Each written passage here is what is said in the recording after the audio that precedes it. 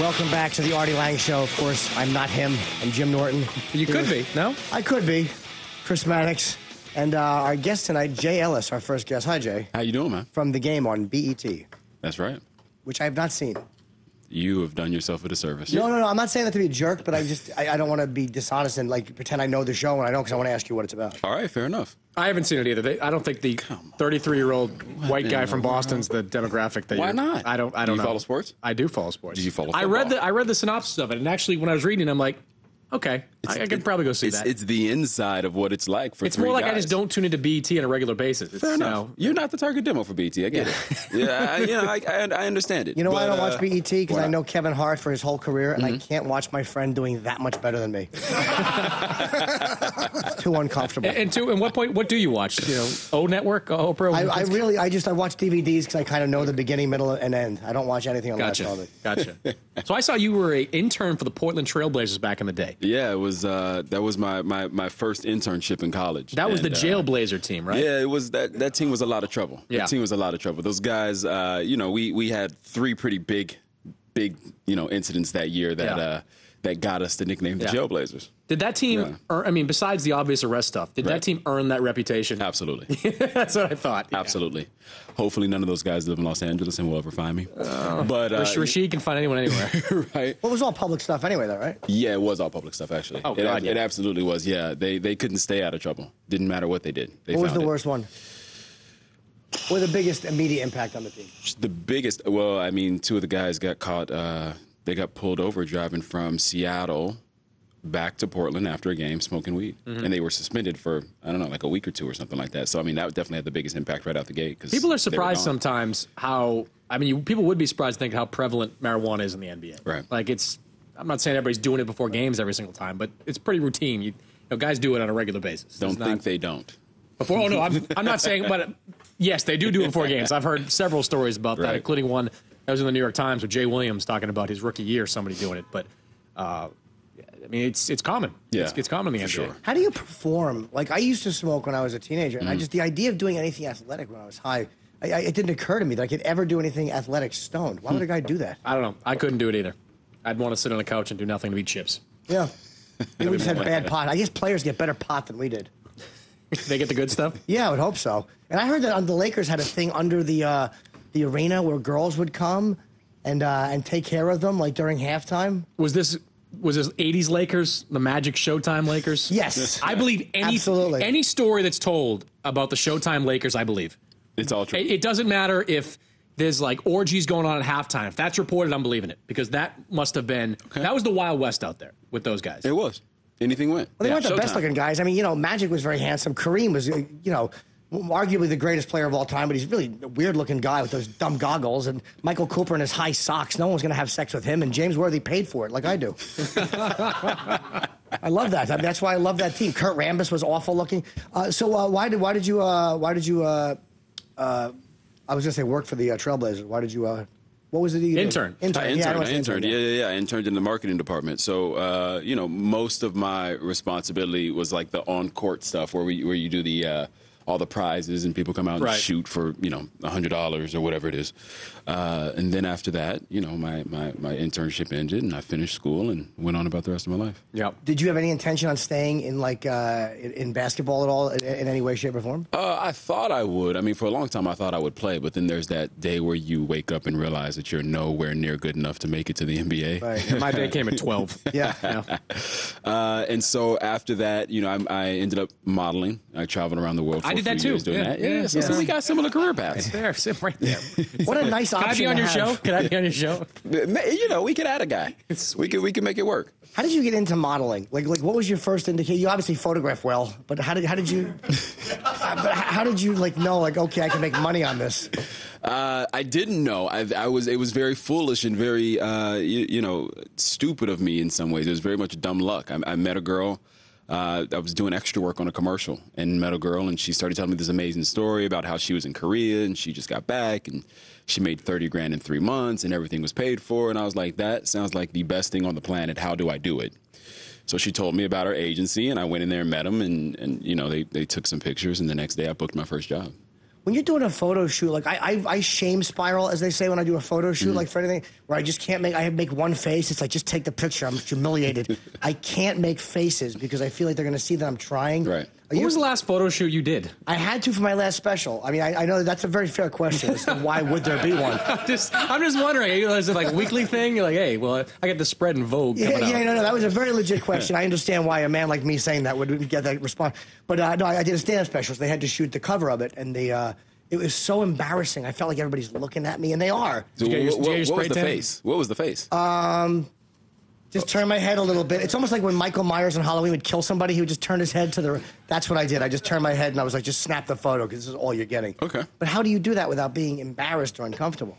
I think you get used to it. I mean, you kind of get told what... you get directed what to do, I think, the first few times, and then after that, you just know to do something different every single time. Do you have, like, signature looks? Do I have No, I don't have a blue steel. Blue steel? I don't have a blue steel. Magnum? No.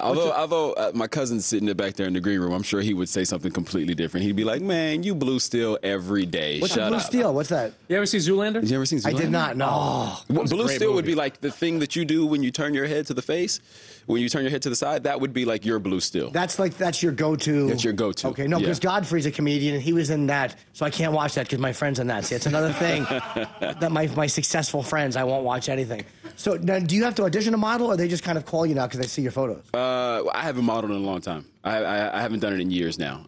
Probably, I would say at least 4 or 5 years now. That's what got you in acting. No, it didn't, actually. I thought it was going to, but modeling and acting are not the same world at all. Right. I moved to L.A. and thought that it was just going to happen. I thought just because I showed up, somebody was going to, like, call me from... Like several 100,000 people that move there on a weekly basis. Literally think I'm just walking down the streets of Beverly Hills, and I think that someone's just going to be like, "Hey, kid, we got you. Where you been, man? We got a job for you." How many hookers out there can you find that believe the exact same thing? If you're looking for an exact number, I can provide it.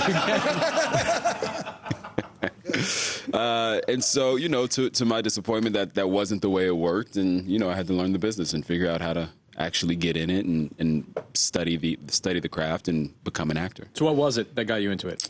I got fired from a job.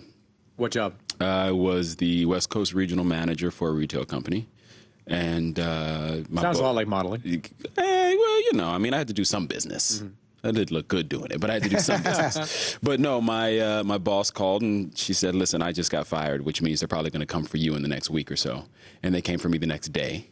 And I just kind of woke up and was like, what am I going to do? Mm-hmm. Was your heart not in that job when you were doing it? Because you had other aspirations? You're like... My heart was never in it. I think it was one of those things where I did it.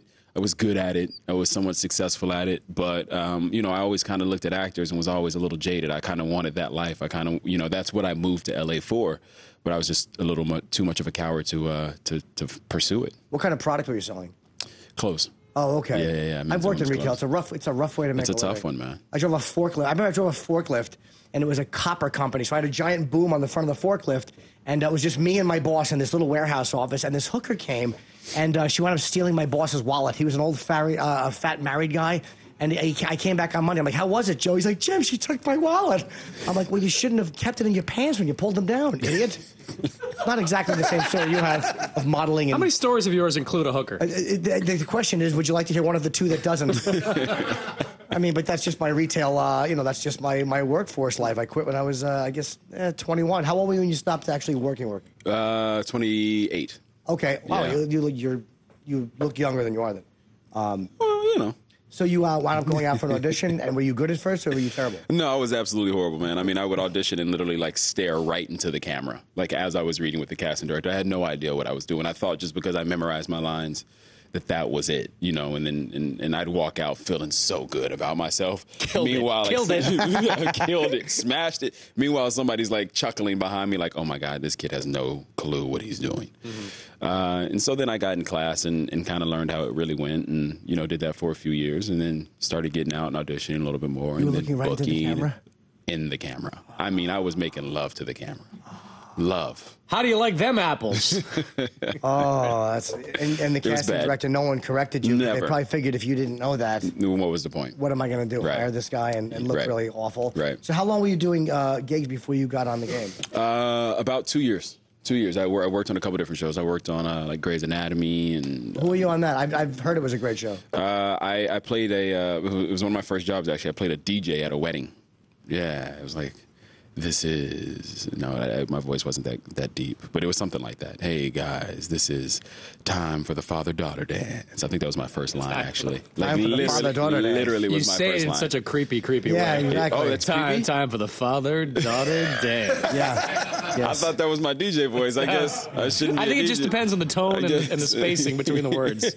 Time for the father-daughter dance. Daughter dance. Yeah, that could be really nice or it could be really unpleasant. And I saw you were on How I Met Your Mother. Yeah, I did How I Met Your Mother 3 or 4 years ago, which was a really, really awesome job. I got to do a New Year's Eve episode that was it was a whole countdown episode basically until New Year's. Yeah, it's a lot of fun. Did you meet Kobe Smothers there? I did. Actually, my scenes were with her. Oh, love her. She's great. Huge fan. I'm a huge fan too. Beautiful girl, very smart, good jokes. Did you play someone? I can live with just beautiful girl. I'm cool with that. Yeah, the jokes are not necessary with a woman. Not It's nice necessary. if they have them, but I don't necessarily need a funny woman. Like, if she is, that's great, but I don't care. What are your criteria now that we're on the topic? Smart. I like a woman to be smart and intuitive. I like a woman who understands what you want. I don't mean your needs, like go get me a towel, but I mean like a woman who can read you. That's a sexy quality. If a woman can read you and understands like who you are without you telling her, that's a nice quality. Funny is good, but I don't like funny like jokey funny. I like mean. Like one of my ex-girlfriends is a dominatrix, and she was really brutally funny because she could read people, so she would laser in on people, and she was vicious, and that to me was very funny. She was actually a dominatrix? Yeah. Nice. Yeah, she was. Interesting. Yeah, she was lovely. But anyway, she was special. Yeah. We're still good friends. And so, how many years have you been on the show? This is my second season on the show. Okay, Yeah. and you play who? I play Blue. I play Bryce Blueprint Westbrook. Rookie who was just drafted. He's a receiver. He is super hard-headed, very ornery. But he's trying to figure it out. He's fallen in love and learning how to be a good teammate, learning that just because he was a number 1 draft pick doesn't mean that he's the best player on the team. It means that he's one of, many great players. So it's been cool. It's been a really amazing journey. How many episodes are in a season for a show like that? It kind of depends. Last year, my first year on the show, we did 20. This year, we did 10. Yeah. We just got picked up for season 8, so we'll find out what that order will be pretty soon. Yeah. It's kind of scary, though, when you get 21 year and then 10 the next. It's like, ugh, Yikes. What are they doing? Yikes. Why are they cutting us down a little bit? Nah, I don't really think about it. You weren't freaked out? Nah. Oh, see, maybe that's why you're going to really succeed. He's charming. He's smiling, a happy guy. I panic with everything. I always hate when a good show cuts down to like 10 or 12 episodes. Like The Walking Dead, like 12 episodes, 13 episodes. It's nowhere near enough. Yeah, I'm but just furious at do the you know TV how when it's long over. those guys would have to be like out? First of all, part of it is the weather because they shoot in Atlanta, so it gets cold at a certain point. Sure. But you know how long those guys would have to be away from home shooting that? You don't care, actually. No, It's for I your could not entertainment. possibly You don't give a care. damn It's if they're for your out there. entertainment. You Look, don't I care. saw Lost. They were in Hawaii for their entire lives. Who's that guy? Jinho Cho there. He's the guy that plays a character in what's the news show now? Hawaii Five-0. Yeah. Guy's lived in Hawaii his entire life, done his whole career. He's had a great career. He's out there. It's pretty nice. I think it's just because of The Walking Dead. What can you do? It's a bunch of zombies. Hide. Close the fence. The dead thing. All right. We got to take a break. We're going to come back. Jay Ellis is hanging out. And we'll be back in a little bit, I suppose, unless we're dead. The Artie Lange Show. Weeknights on Audience. Only on DirecTV.